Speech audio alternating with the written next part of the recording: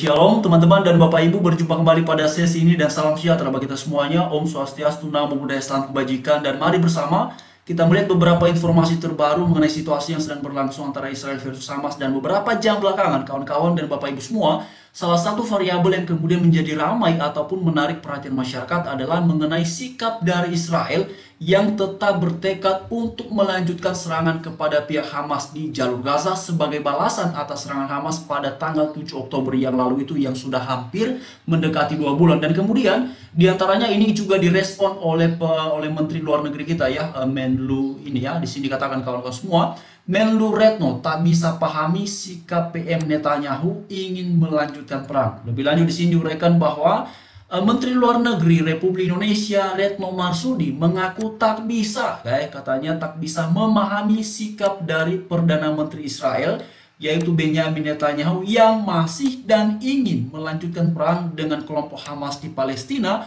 usai jeda kemanusiaan di Gaza berakhir. Nah, ini dia kawan-kawan ya, Bapak Ibu semua. Dan bagaimana menurut Bapak Ibu dulu ya teman-teman? Ini kan respon dari Menlu ya, Menteri Luar Negeri kita Indonesia ya, dari Retno Marsudi ya. Beliau mengaku tidak bisa memahami cara berpikir dari PM Israel Benjamin Netanyahu ya. Kalau kawan-kawan gimana ya? Lalu kemudian di sini jelaskan bahwa berbicara dalam pertemuan Dewan Keamanan PBB ya untuk membahas situasi di Gaza pada Rabu yang lalu itu, Retno mengatakan bahwa jeda kemanusiaan saja tidak cukup ya, karena masih terlalu sempit dan rapuh untuk memperbaiki situasi di Gaza secara berkelanjutan. Nah, ini dia kawan-kawan ya. Lebih lanjut juga di sini katakan bahwa saya kutip pernyataan PM Netanyahu yang mengatakan bahwa operasi militer akan dilakukan kembali dengan kekuatan penuh pada saat terus selesai ya, telah selesai. Saya sampaikan ya, di sini saya sampaikan saya tidak dapat memahami pernyataan semacam ini. Ini dikatakan oleh Retno dalam sebuah pernyataan persnya. Lebih lanjut di sini juga diuraikan bahwa Menlu RI itu ya kemudian menyampaikan kekhawatiran ya mendalam atas situasi di Gaza saat ini yang dibarengi dengan meningkatnya serangan terhadap warga Palestina di tepi barat. Nah, ini dia Bapak Ibu ya. Lalu kemudian juga diuraikan lebih lanjut bahwa apabila jumlah tawanan yang dibebaskan Israel sama banyaknya atau kurang lebih sama banyaknya dengan penangkapan baru di tepi barat, pertanyaannya adalah apa gunanya? Nah, ini dia ya. Lebih lanjut lagi dikatakan bahwa oleh karena itu Menlu Retno mendesak agar ya Dewan Keamanan PBB untuk tidak membiarkan ancaman terhadap kemanusiaan di Gaza.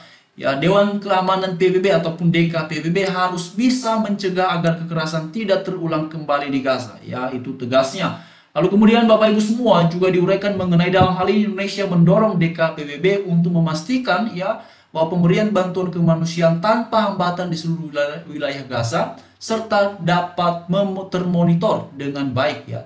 DKPBB juga diharapkan untuk memastikan penghormatan terhadap hukum internasional termasuk hukum humaniter internasional ya betul-betul dilakukan serta membantu mewujudkan gencatan senjata ya yang permanen untuk mengakhiri semua kekejaman di Gaza. Nah, Bapak Ibu semua, mari kita lihat dulu ya dalam semua uraian yang disampaikan oleh Menteri Luar Negerinya kita ya, Retno Marsudi. Di sini beliau berfokus ya mengomentari ataupun menanggapi terkait dengan pertama ya pernyataan dari PM Israel itu Benjamin Netanyahu yang bersikukuh ya untuk melanjutkan serangan terhadap pihak Hamas di Gaza usai gencatan senjata ini berakhir. Dan kemudian bagian yang kedua yang disoroti oleh Menlu adalah terkait dengan keprihatinan kemanusiaan yang ada di Gaza. Nah, Bapak Ibu semua, satu hal yang kemudian tidak disoroti ya di dalam uraian ini adalah mengenai satu kenyataan juga yang tidak bisa dipungkiri bahwa serangan Hamas yang dilakukan oleh mereka pada tanggal 7 Oktober itu ya telah menewaskan sekian banyak orang juga di warga Israel kawan-kawannya, dan itu tidak disoroti oleh Retno Marsudi ya. Dan Bapak Ibu semua, memang ini menjadi salah satu hal yang kemudian ramai diperbincangkan ya. Ini menjadi pro dan kontra ya. Bahkan beberapa waktu yang lalu saya mengingat kembali apa yang disampaikan oleh Pak Pendeta Gilbert. Beliau ini menyampaikan bahwa kalau Indonesia benar-benar mau menginginkan untuk terwujudnya perdamaian, maka alangkah indah dan baiknya kalau kemudian situasi memang di sana tentu didukung ya agar ini benar-benar berakhir, karena kasihan masyarakat biasanya ya yang tidak terlibat dalam situasi seperti ini menjadi korban. Dan Pak Pendeta Gilbert ini menyoroti terkait dengan mengapa ya seruan gencatan senjata, seruan keprihatinan terhadap kemanusiaan ya baru muncul baru disampaikan, baru diutarakan ketika pihak Israel melakukan serangan balasan terhadap Hamas. Mengapa seruan terhadap kemanusiaan itu tidak disampaikan, digelorakan, dikumandangkan ketika pihak Hamas yang menyerang Israel dan banyak korban di pihak Israel, terutama yang masyarakat ataupun warga sipil yang tidak bersalah. Nah, memang ini menjadi satu topik menarik Bapak Ibu semua ya. Jadi bagaimana kawan-kawan ini? Kalau di sini kan apa namanya Menteri Luar Negeri kita ini Retno Marsudi mengaku tidak memahami ya jalan berpikir ataupun sikap dari Netanyahu yang ingin melanjutkan perang di Gaza. Nah, Bapak Ibu semua, kemarin ataupun 2 hari yang lalu ya saya sudah share juga ya di sesi kita sebelumnya, dan di situ secara tegas ya mengapa kemudian Netanyahu menyampaikan terkait dengan sikap Israel bakalan terus melanjutkan serangan di Gaza ya, terlepas dari teman-teman tentu ya kita mengharapkan semoga situasinya membaik ya, semoga situasi di sana memang kembali kondusif, karena yang paling penting untuk diperhatikan adalah masyarakatnya ya, baik yang ada di Gaza maupun yang ada di Israel, itu masyarakat yang paling membutuhkan perhatian kawan-kawan ya.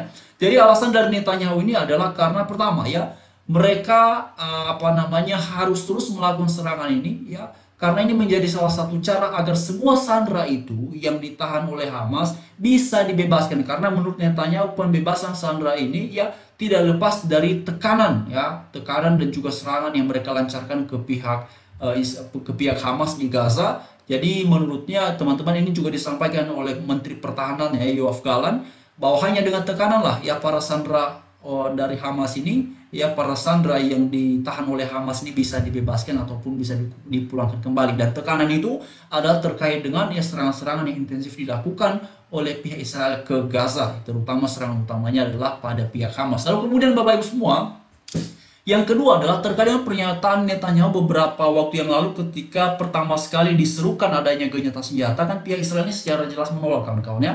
Dan pada kesempatan itu ketika Netanyahu menyampaikan bahwa mereka menolak untuk dilakukannya gencatan senjata, alasannya adalah ya kalau menerima gencatan senjata itu sama saja dengan menyerah, dalam tanda kutip katanya menyerah kepada pihak Hamas, dan mereka tidak akan mau melakukan itu. Lalu yang ketiga adalah mengapa mereka kemudian mau menerima gencatan senjata, yang memang mereka berfokus juga untuk pembebasan sandera. Lalu kemudian Bapak Ibu semua, yang keempat adalah terkait dengan sikap waspada dari pihak Israel ya, yang mana mereka tidak menginginkan ya hal yang sama kembali terulang seperti yang terjadi pada tanggal 7 Oktober itu. Karena itulah mereka berniat untuk melenyapkan Hamas dari muka bumi, karena memang demikian juga ya, Hamas berniat juga untuk melenyapkan Israel dari muka bumi. Jadi akhirnya kawan-kawan ini seperti adu kekuatan ya.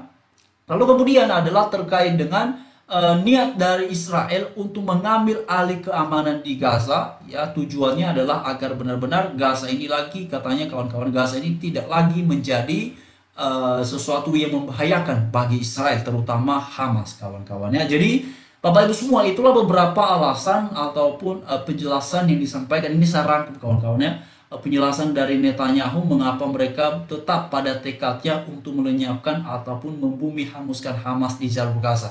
Nah, itu variabel yang pertama kawan-kawan yang mengenai respon dari Retno Marsudi ya.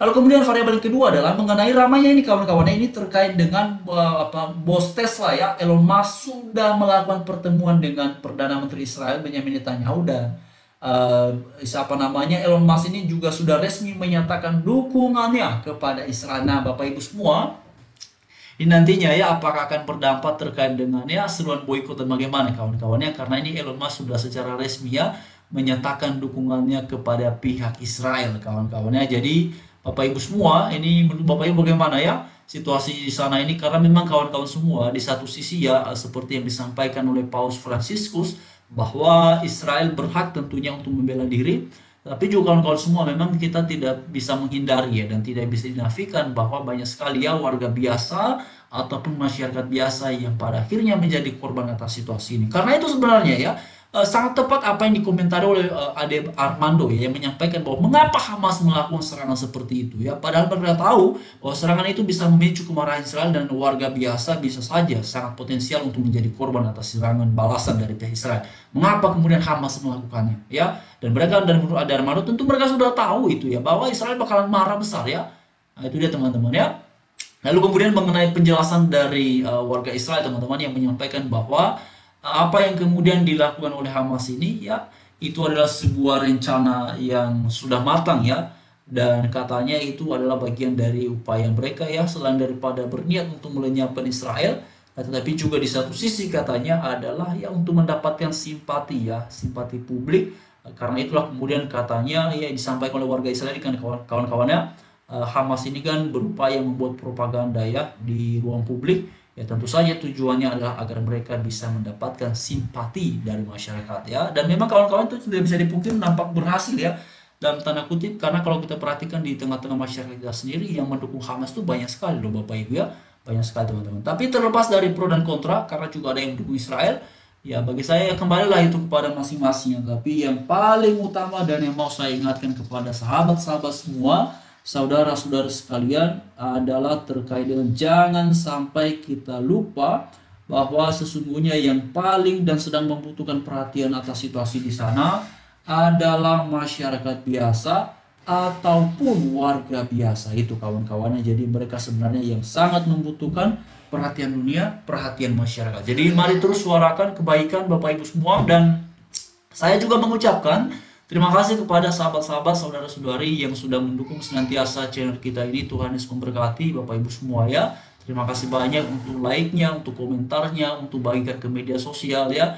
Untuk yang sudah subscribe ataupun untuk yang sering rajin menonton ya, untuk updatean informasi terbarunya. Terima kasih Bapak Ibu semua, dan mohon maaf ya bila ada kata-kata, bila ada penyampaian yang kurang berkenan, dan mari saling melengkapi di kolom komentar yang sudah tersedia demi kemajuan channel kita ini, dan juga tentunya ya agar kita semakin terbuka wawasannya dengan berbagai macam informasi yang bisa kita akses, yang bisa kita lihat di berbagai ya di berbagai media kawan-kawannya, terutama media-media luar, dan untuk bisa saling melengkapi konten kita ini agar semakin lebih baik. Jadi terima kasih Bapak Ibu, sahabat-sahabat, teman-teman semuanya. Salam sejahtera bagi kita.